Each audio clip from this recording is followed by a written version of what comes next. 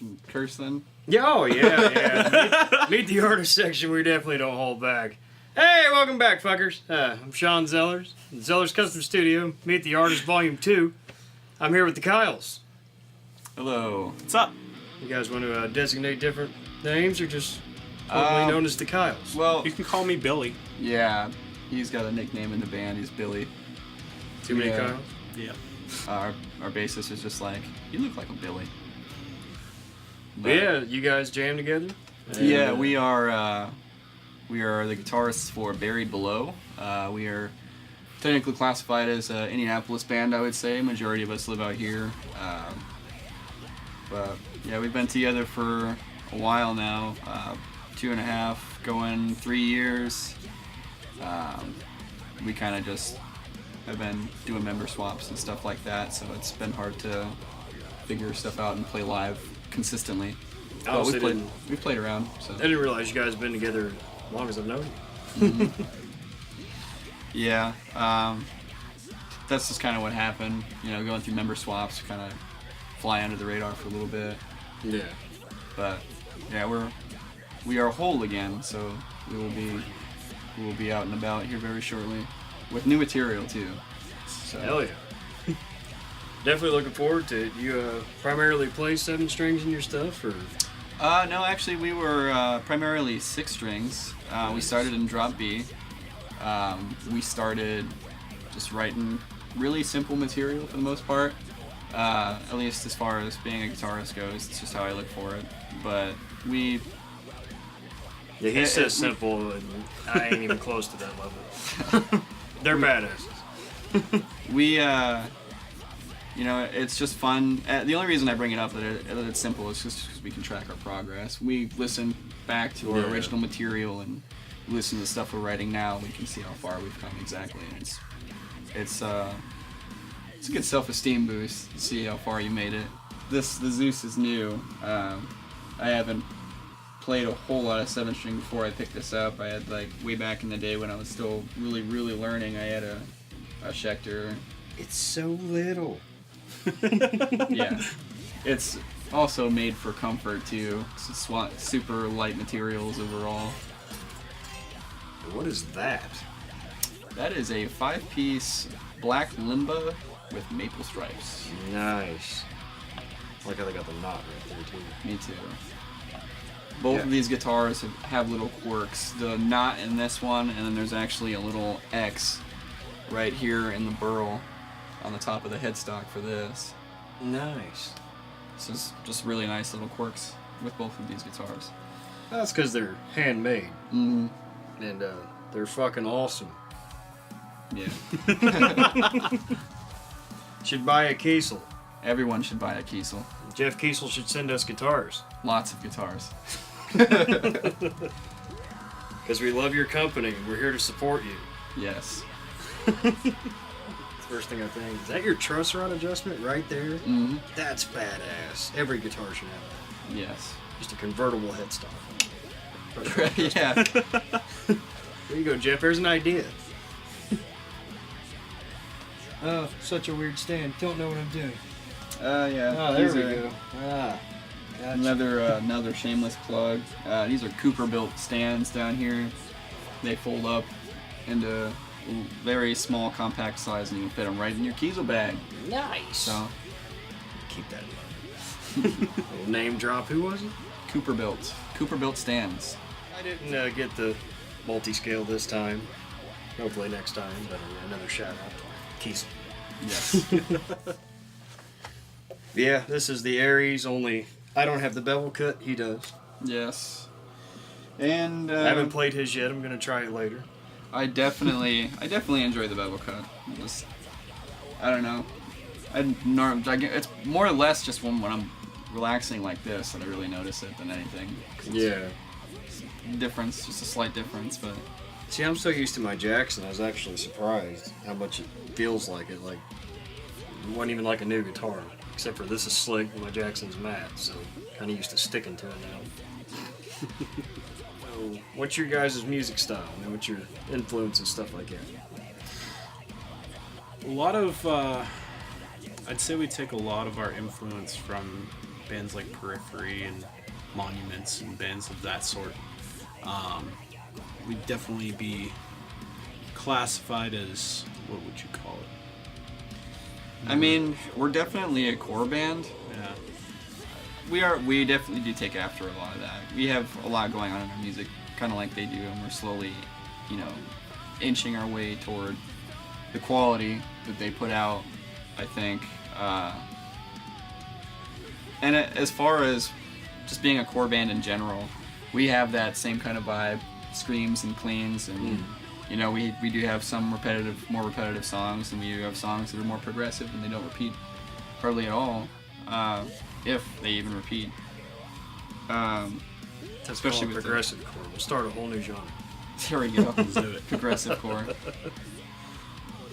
But I feel like the further we go along, just as far as writing and music in general, the more progressive we're getting and the more technical we're getting.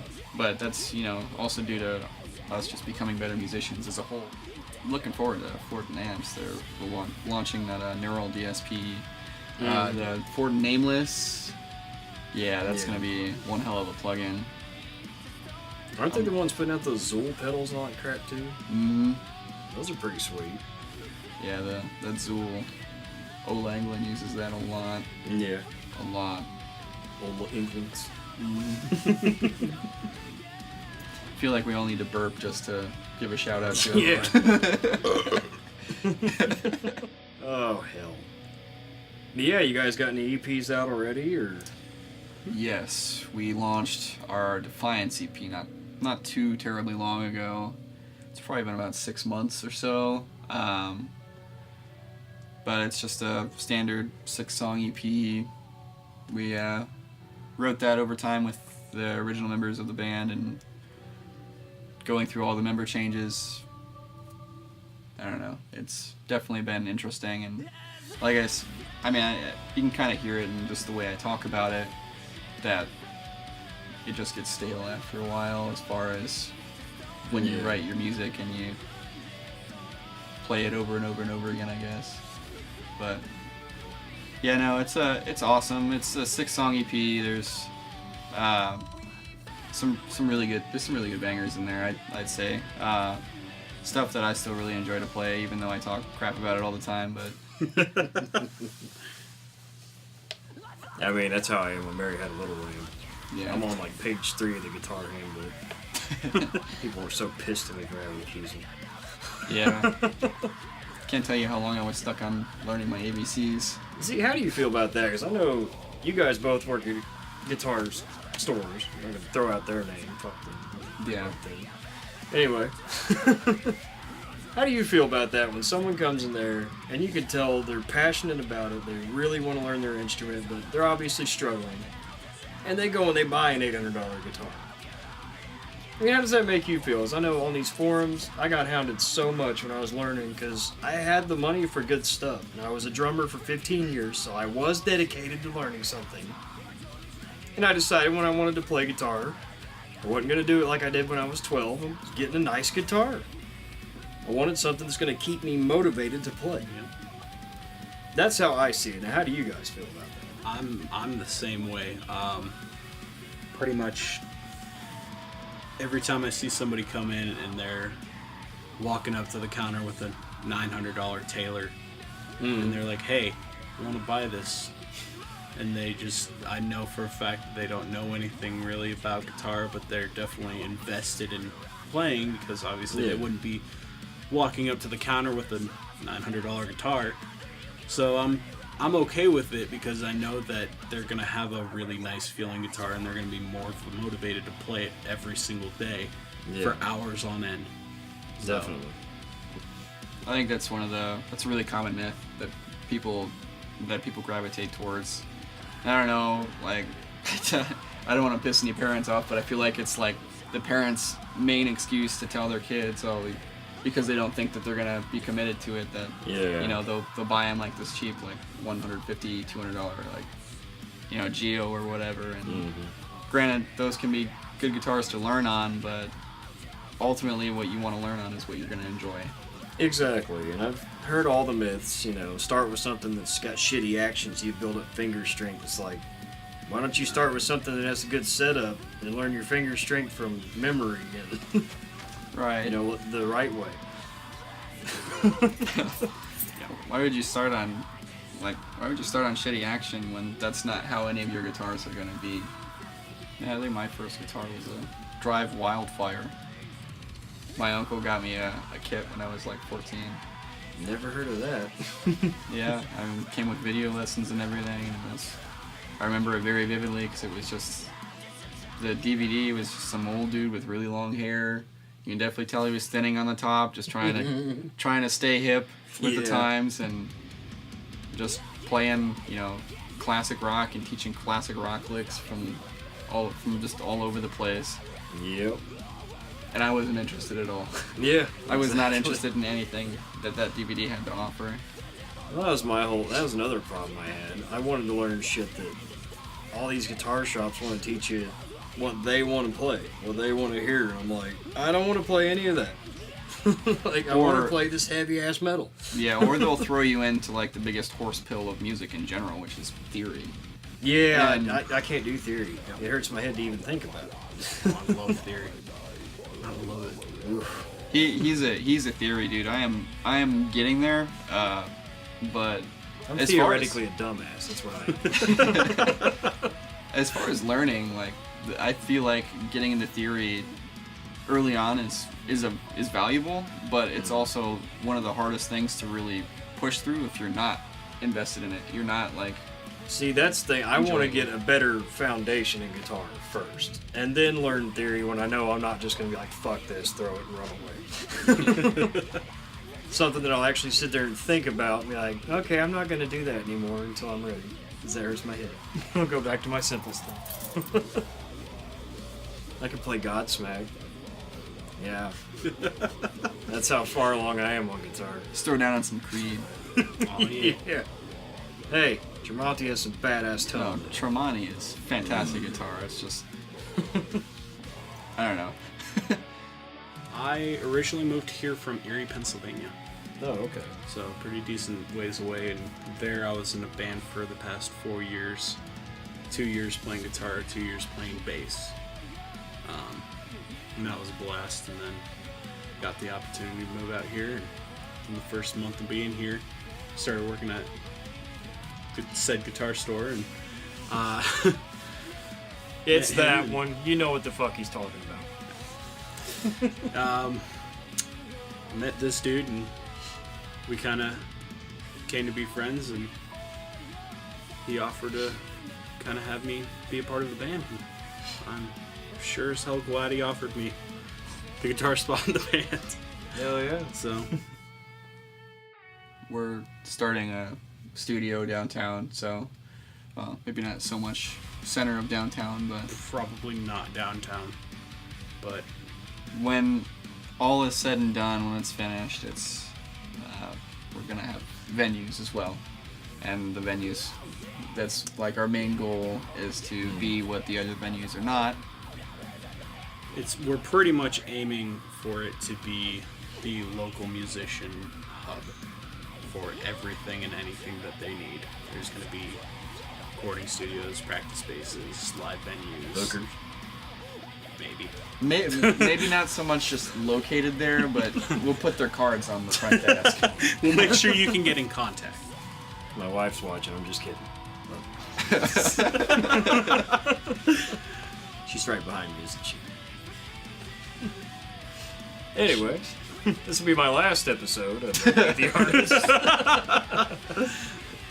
We're going to review my cuts and scrapes tomorrow. If you're alive.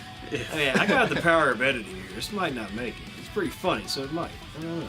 I'm kind of ballsy like that. Anyway. So, any bands in indie you really like, want to give a shout out to? I mean, you kind of jam along with, and get along with? So we actually haven't had any bands from indie that we've actually gotten a chance to play with, but I will give a shout out to my friends in Perceptions. Perceptions in Indy. They're solid. They're normally located out of Muncie, I believe. But they're a solid group of people, and definitely write some bangers. Who's in that? I don't think so. They're all probably around our age. I'm sorry. What the hell's that supposed to mean? How old do you think I am? Now, two of my main friends that I see all the time, especially in my feed, are Brendan Ruff and Reagan Gordon. Excuse me. No, they're cool. Posting all the time. Active people, definitely. Hell yeah. I've tried to get a few people on the show just to do this, and I don't know. I've had so many people flake out. I don't know if I'm going to be able to keep doing it. We just have the same people over and over and over again. I'm not opposed to that. I really don't care. I'm doing this for fun. I don't really give a shit who likes it or not. I mean, as true as that is, we're going to have to cut the downtime because we've been here for like 6 hours now. There's just 5 hours of silence and an hour of recording. Hey, we're good. I'm getting better. It was 14 last time. Yeah, I'm trying to think of anything else I could honestly ask you. I mean, feel free to promote any pages you got. I mean, links. I'll make sure to put them in the description and stuff for your pages. I mean, REP is up on Spotify. It's up on YouTube. We have a Facebook page. Going and liking that. It's buried below. I'll put links to all that stuff. And as far as my channel, there's a subscribe button over one of these corners. Along with the bell right next to it on either side. Yeah. I'm technical like that. I know where it's at. Kind of. It's on the bottom, down here. Well, I mean, we definitely promoted the shit out of Kiesel. Oh yeah, definitely. Yeah. Kyle's over here. He's got a Jericho. Oh yeah.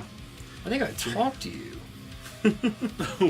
Weren't you selling one or something? No, that was Clay. That's okay. actually who. Which another shout out actually. Clay runs a little studio and Indy records primarily metal. Dead Heart Recordings. That's okay. where we got this. Yes, sir. I was honestly looking into that because he posted that and I was talking to him. I was really curious about him. They are fantastic guitars for the price. So this is the Jericho Ignition Series Fusion, the 6-string series, and it comes equipped with a Seymour Duncan Nazgul in obviously the bridge position. There's only one pickup.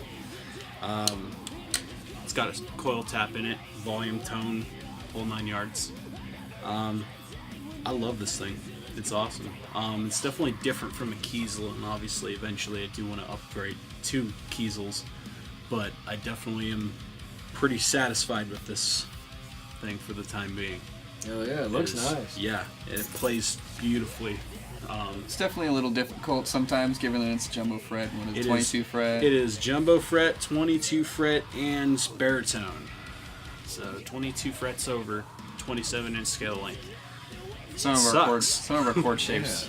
Especially when you try to go 2nd fret and 7th fret. Yeah. That's one of our chords. That's fun. That's a stretcher right there. Yeah, buddy. His hands are bigger than mine. Yeah, that's probably the only reason I'm okay with it. So that's like a 3-way, so you got a kill, split. Yep, it's a kill, single coil, and humbuck. That's and pretty it's badass. Yeah. It's a kill. Kill. I mean, obviously, you kill it, It's like but that knife show. you still got It will kill. That'll just be a clean tone. right.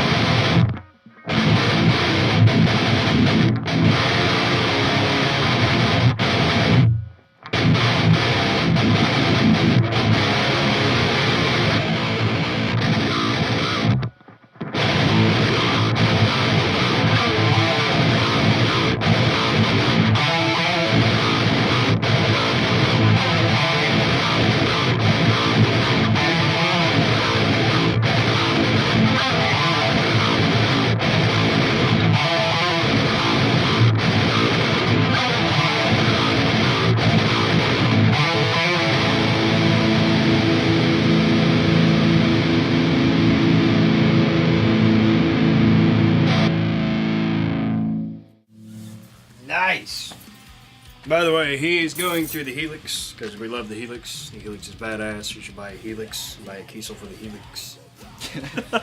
Or a Helix for the Kiesel. Either way you go first. Whichever one. You should send us free shit. That's what I'm saying. That's what I'm getting at. And Kyle is going through an EVH 5153 6L6 100S, the stealth big monster, badass, and the matching cab and SM57, kind of off center on the cone. It's definitely a killer amp. Yeah. And that one in particular may be for sale, actually. It is. It is for sale, actually.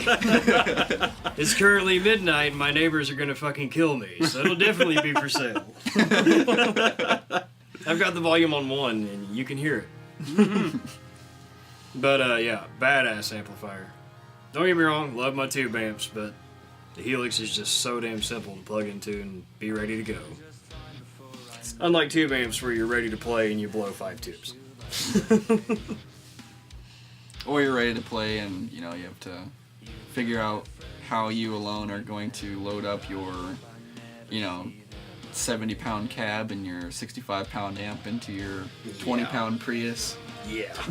Drive to the venue and then load it up yourself. See, I have a truck, so I don't have that problem, but I've also got this thing called I'm fucking lazy. And I don't want to load things up in my truck. I have a little 8-space rack for my Helix as well. I mean, I guess that's something we can talk about our rigs. Yeah, definitely. Oh God, yeah. Yeah, what do you normally still play in- when some weirdo don't invite you to the studio and say, "Here, play through this"? That's what I got handy. It's not too different at my house. I don't use a speaker monitor. So I have my Helix, of course. My patch is actually similar to yours. Modeled mine, the Archon too? Modeled mine after an Archon. Cartographer for Helix nuts out there. It's definitely fantastic for that. I have it running through a Seymour Duncan Power Stage, and I have that running into a PV Invective 212. PV Invective 212 has those well sought after Celestian loaded Vintage 30s and G12H greenbacks. So those are both around the same wattage, so that's a match made in heaven right there. it's definitely good for the type of music that we play too. Makes everything both dirty and clean beautiful. So yeah. So how about you? don't make that face. Don't kill me too hard in the comments. Oh no. I mean, right now I'm pretty on a budget setup, but I'm soon to be upgrading pretty close to what Kyle over here is running. But currently, I'm only running through a Pod HD 500X from Line 6. For amp sims, I'm running the Angle F-Ball, which I'm sure you can figure out what that model's. And I'm running with it's called the Tread Plate cab that is on there, which is the what is it? Mesa Dual yeah, the Mesa Dual Rack oversized cab. So that's about all I'm running right now. I'm still looking to invest in a cab, which I'm going straight to the PV Invective 2x12. Going Power Stage, same whole thing. Even eventually upgrading to a Helix as well. Oh yeah. So Helix is where it's at. yes. Awesome. And we definitely got some pretty solid tones out of your HD 500X too. It's not like it. It's a really good budget modeler. Especially now. Yeah. It dropped way down in price. Yeah, I think right now they're running brand new for $400, something like that. I'd be less than that. I know they were. Not sure. You can find them used pretty much everywhere. 200, 250. Go use. They're bulletproof. I mean, Oh, probably yeah. literally kill someone with them I've- and sell it to you. I think I've had mine for They might only give you $7 years. $5, but Right. Get away with murder. I mean, not that I don't condone that. No, but I've had mine for about 7 years now, and it's still holding up strong. I've had zero problems with it. another company I'm super partial to is Horizon Devices. Run a precision drive through the loop of my Helix as my boost, and one thing that I really have been wanting to try is grabbing one of those Apexes and putting them up in through a Bravado or an MVP, I think that'd be so much fun to mess around with. But See, I'm dying to try the Rev G3 pedal. It's like their purple channel of the generator. yeah. Oh, yeah. Another shout out to Rev amps. Like, I've never played one because we don't have them around here. I'd love to, though. The same goes with KSR. KSR was actually around Indiana, like right here in Indiana. And then he went to Ohio. It's alright, man. His name's Kyle, too. You might know him as Rhodes also. Yeah, before that whole thing happened. So what you're saying is you need a Synergy, another Helix, and a Rev Generator 120. And a Rhodes Colossus, or KSR Colossus. All that, and a bag of potato chips. We're hungry here. We spend all of our money on gear. Actually, the old lady's cooking cookies.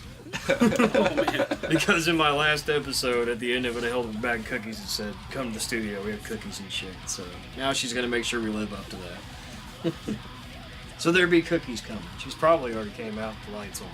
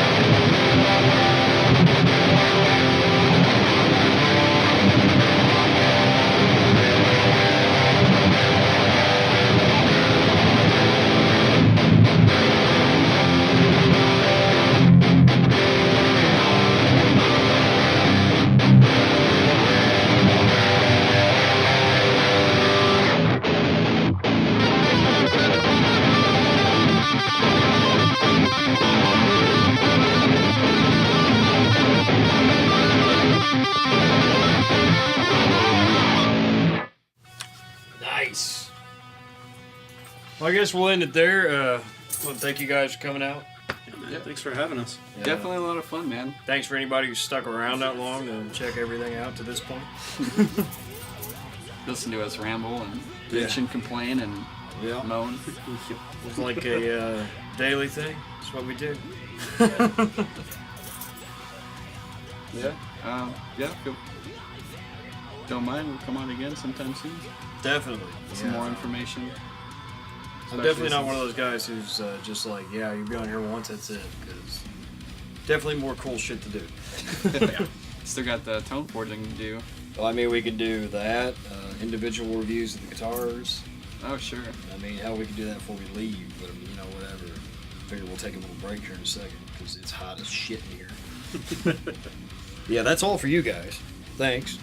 Stay tuned. Subscribe. It's on this corner somewhere.